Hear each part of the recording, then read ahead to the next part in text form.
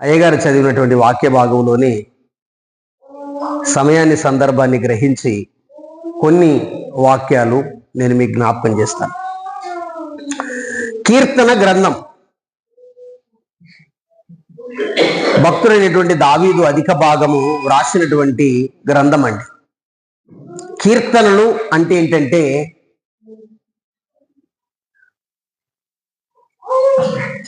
కీర్తన అంటే పాటలు కాదండి. చాలా మంది కీర్తన అంటే పాటలు అనుకుంటారు. కీర్తన అంటే పాటలు కాదు. కీర్తన అంటే మనకంటే అతీతమైనటువంటి వ్యక్తులు వారు సాధించి చూపినటువంటి ఘనతలను వర్ణించడాన్ని కీర్తన అంటారు. కీర్తనీయుడు ఎవరు అంటే దేవుడే. కీర్తన అంటే పాటని కాదు. కీర్తన అంటే ఖచ్చితంగా దేవుణ్ణి కీర్తించండి. కీర్తన అంటే మహోన్నతుడు, ప్రభావం గలవాడు, మహత్యం గలవాడు, అధికారం గలవాడు, బలం గలవాడు, శక్తి గలవాడు, మహత్యం గలవాడు. కనుక చూడండి ఇట్లా ఆ కీర్తి అనగానే మనకు అర్థమవుతుంది ఇది కీర్తన. ఇంతకు ఎవరిని గురించి కీర్తించాడు? కీర్తనకారుడు దేవుని గురించి కీర్తించాడు. ఈ మొదటి కీర్తనలో ఈ దరిదాపు 8 మంది రాసినటువంటి ఈ కీర్తనలో మొదటి కీర్తన కానీ రెండవ కీర్తన కానీ ఎవరు రాశారో మనకు తెలియదండి.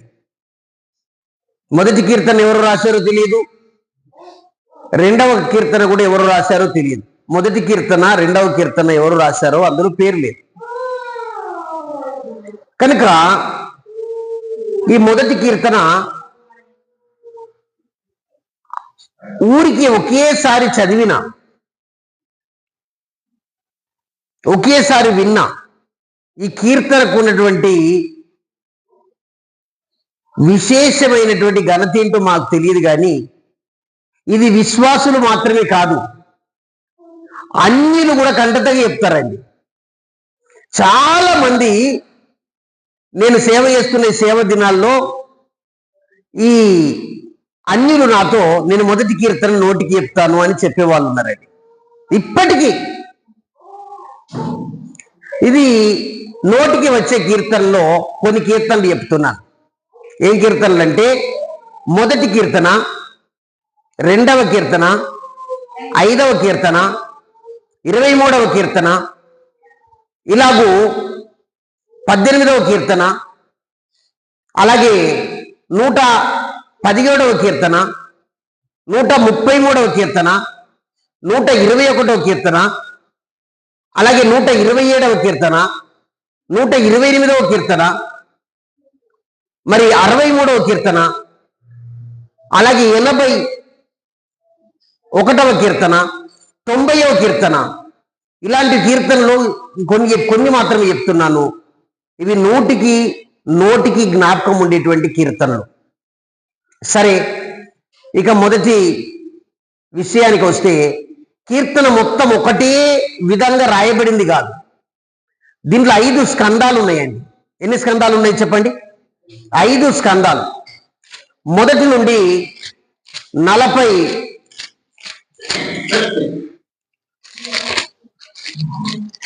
42 వరకు మొదటి స్కందం అయితే 42 నుండి ద్వితీయ స్కందం అని రాయబడుతుందండి. అంటే రెండవదిగా విభజన జరిగింది అనే మాటలు మనం చూస్తాం. 73 కీర్తన తృతీయ స్కందం అంటారు. తృతీయ స్కందం అంటారు. ఆ తర్వాత మరి చతుర్థ స్కందం అనేది 4వ స్కందానికి వ్రాయబడింది. 4వ స్కందానికి రాయబడిందండి. అది చతుర్థ స్కందము. మరి పంచమ స్కందం అనేది 107 నుంచి 150 వరకు వ్రాయబడింది. పంచమ స్కందం అంటే 5 స్కందాలుగా దీన్ని విభజించడం జరిగింది అనేది చెప్తున్నాం. అదే సమయంలో ఏ స్కందం కూడా చతుర్థ స్కందం అనేది 90వ కీర్తన నుండి 106వ కీర్తన వరకు రాయబడింది. మొత్తానికి ఇది 5 స్కందాలుగా 5 భాగాలుగా కీర్తనలు రాయబడ్డాయి. మీకు ఏమైనా జ్ఞాపకం ఉందా చెప్పండి. మొదటి నుండి 42:1 అయితే 42 నుండి 72 వరకు, 73 నుండి 89, 89 నుండి 90 నుండి 106, 106 నుండి 150. అబ్బా, మంచి చెప్పారండి, చాలా సంతోషం. ఈ 5 స్కందాలుగా వివరింపబడింది. 5 స్కందాల్లో మొదటి స్కందములో మొదటి కీర్తనను మనం చూస్తున్నాం. ఈ కీర్తన మొత్తం మనం చూసుకుంటే ఒక భాగాన్ని చెప్తాను చూడండి. మొదటి వచనంలో దుష్టుడు అని ఉంది. అలాగే 4వ వచనంలో దుష్టుడు అని ఉంది. 5వ వచనంలో దుష్టులు అని ఉంది. 6వ వచనంలో దుష్టులు అనే మాట ఉందండి. ఒకసారి చెప్పండి, మీరు వివరించి చెప్పినట్లుగా ఒకసారి చెప్పండి. మొదటి వచనములో దుష్టులా అని ఉంది. తర్వాత 4వ వచనంలో దుష్టులు అని ఉంది. 5వ వచనంలో దుష్టులు అని ఉంది. 6వ వచనంలో కూడా దుష్టులా అనే మాట ఉంది. తర్వాత ఇంకొకటి నేను మీకు జ్ఞాపకం చేస్తాను చూడండి. ఒకటి ఇక్కడ మొదటి అధ్యాయంలో 5వ వచనం చూడండి, నీతిమంతుల. 6వ వచనంలో నీతిమంతుల అని రాయబడిందండి. 5వ వచనంలో నీతిమంతులు, 6వ వచనంలో కూడా ఏం రాయబడింది చెప్పండి, నీతిమంతులు.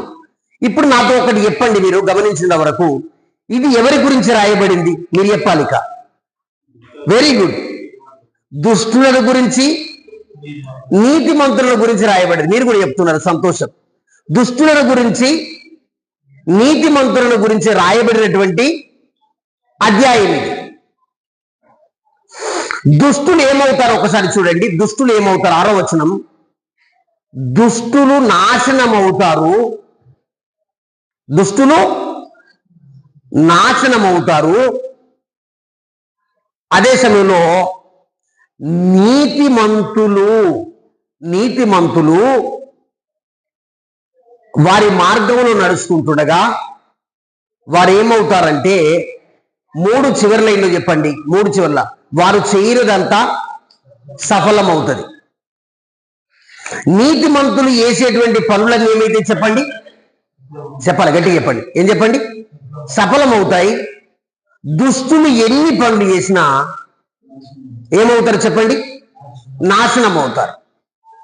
మరి దుష్టులను, నీతిమంతులను తెలుసుకునేది ఎట్లా? నీతిమంతులను తెలుసుకునేది ఎట్లా అంటే, దుష్టులు చేసేటువంటి పనులు మొదటి వచనం చూడండి, వారి ఆలోచన దుష్టత్వమే, వారి మార్గం దుష్టత్వమే, వారు పరిహాస్యం అపహాస్యం చేసేది కూడా ఎలాంటిది చెప్పండి?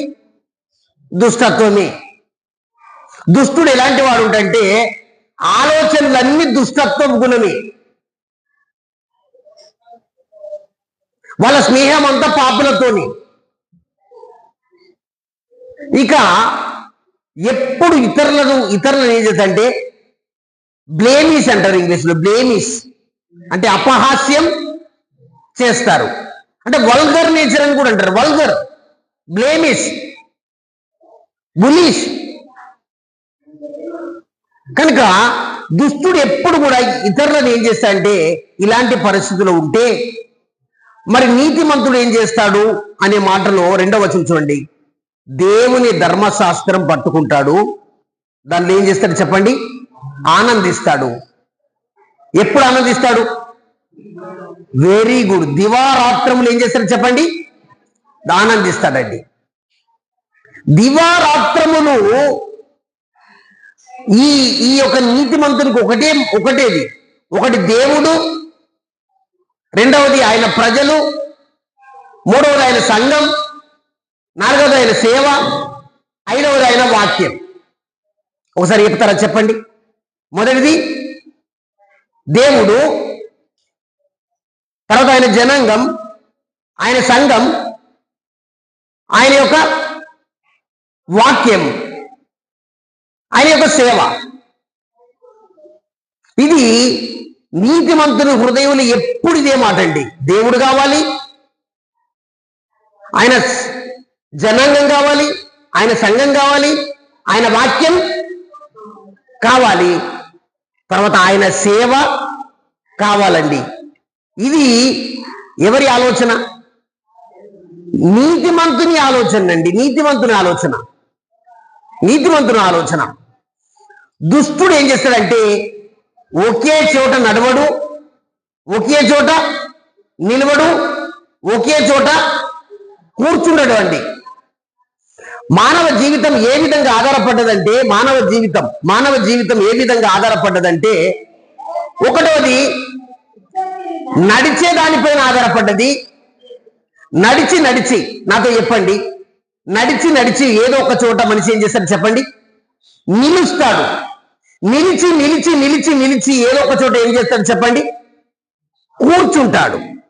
కనుక చూడండి, కానీ నీతిమంతుడు నడిచిన దేవుని కొరకే, నిలిచిన దేవుని కొరకే, కూర్చున్న దేవుని కొరకే.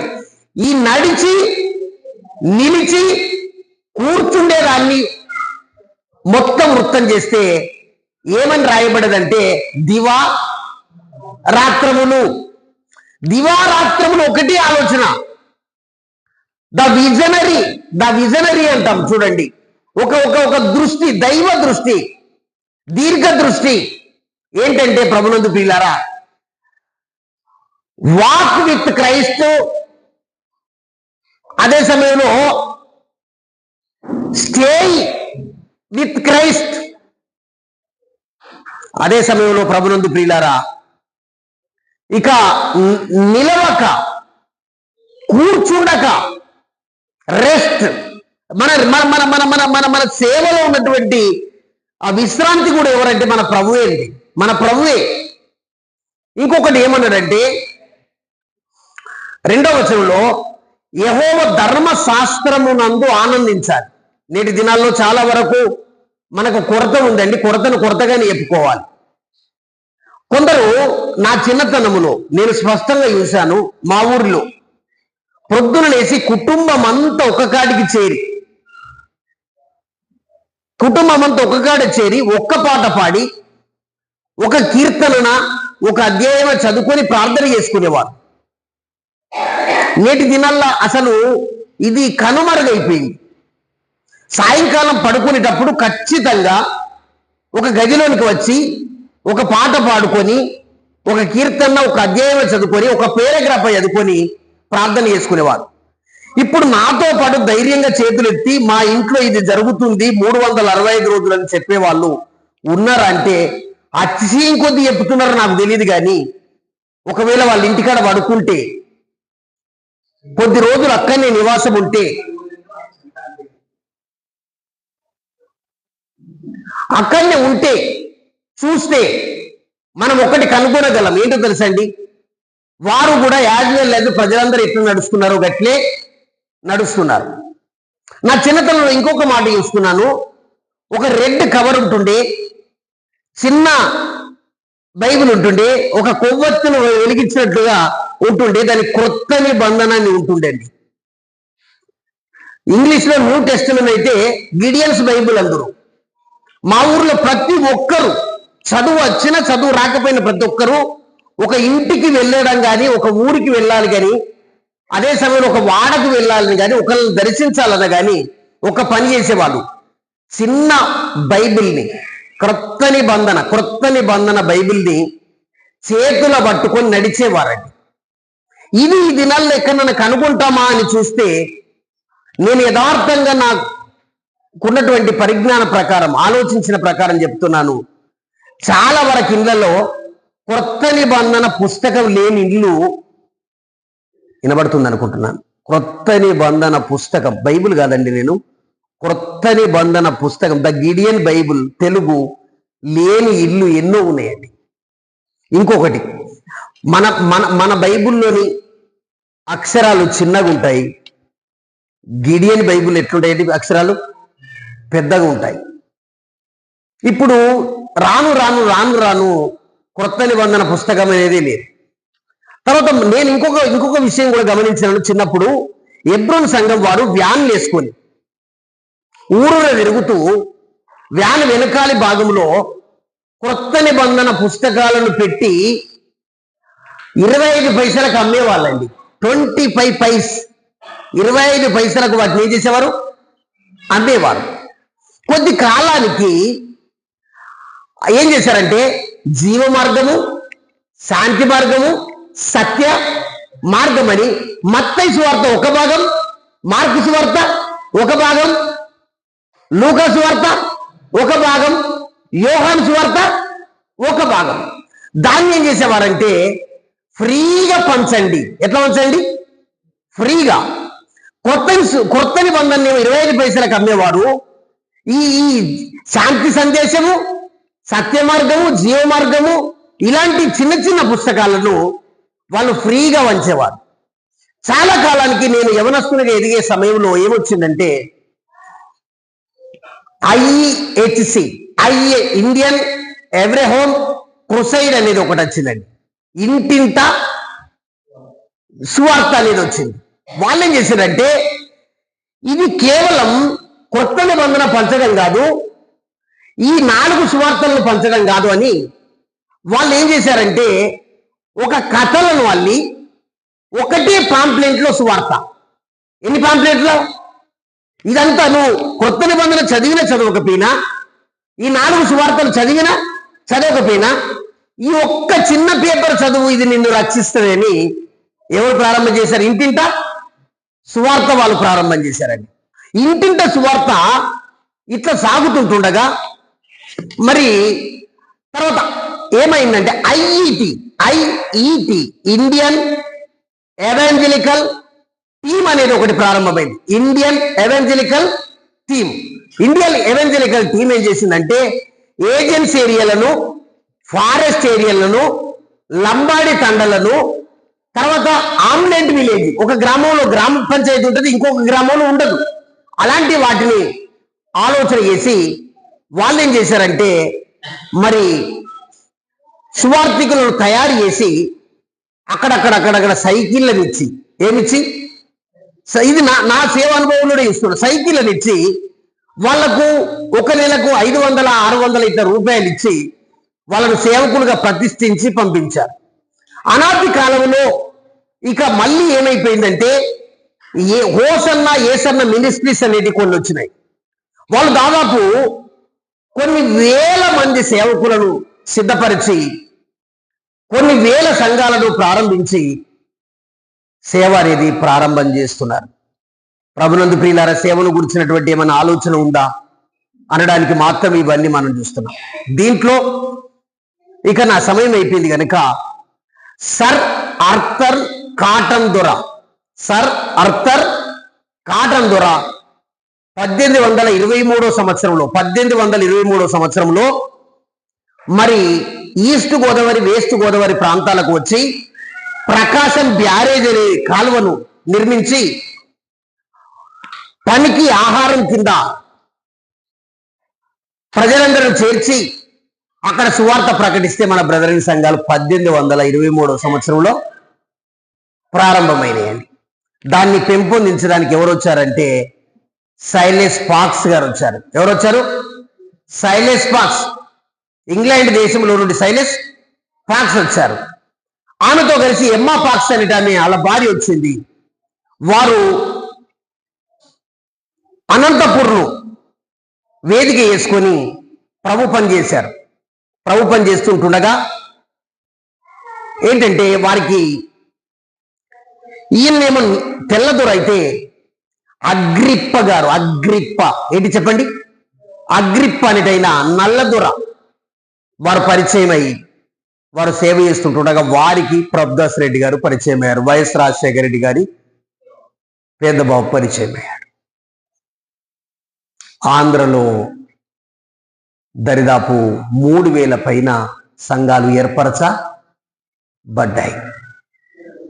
ఎక్కడి సర్ ఆర్థర్ కాటన్ దొర, ఎక్కడ సైలెస్ పాక్స్ ఇప్పుడు దాదాపు ఆంధ్రలో 3,000 సంఘాలు, తెలంగాణలో 150 సంఘాలు ఉన్నాయి. తెలంగాణలో ఎన్ని ఉన్నాయి? 150. మనం ఏం చేస్తున్నాం? ఉన్న కాడనే ఇది నాది, అది నాది, ఇది నా పేరు, ఇది ఆయన పేరు, ఇది ఈయన పేరు, ఇది ప్రేమానందం పేరు, ప్రేమానందం తండ్రి బెంజమిన్ పేరు. ఈ పేర్లు ఏవి సర్ ఆర్థర్ కాటన్ గారు చూడలేదు, అదే సమయంలో సైలెస్ ఫాక్స్ గారు చూడలేదండి.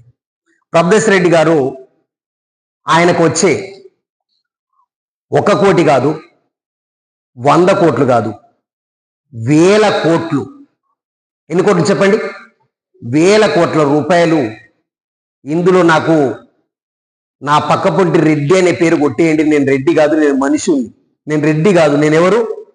మనుషుణ్ణి అని 5 బిడ్డల్లో అన్ని కులాలకు ఇచ్చిండండి. ఎన్ని కులాలకు? 5 బిడ్డలు. తమ్ముడు చెప్తున్నాడు, అందరినీ చూసిండు, ఆయనకు అందరితో పరిచయం ఉంది, అందరితో భోజనం పెట్టించుకున్నాడు, అందరితో తిన్నాడు. కనుక చూడండి, 5 అన్ని కులాలకు ఇచ్చిండండి. తర్వాత తల్లిదండ్రుల నుంచి 1 రూపాయి కూడా ఆయన ఆశించలేదు, అన్నదమ్ముల నుండి తీసుకోలేదు. ఇక ఈ భూమి నాది, ఈ జాగ నాది, ఈ స్థలం నాది అని ప్రేమానందంలో కూడా ఇటువంటి ఆశలు ఉన్నాయండి. మంచిది కాదు. అలాంటి వారు గొప్ప పని చేశారు. ఇది మొత్తం కలిపితే అతడు చేయునదంతా ఒక మాట ముగించండి, ఏమవుతుంది? సఫలమవుతుంది. అలాంటి వరుసలో మనం కూడా ఉందాం. దేవుడు తన వాక్యాన్ని దీవించునుగాక.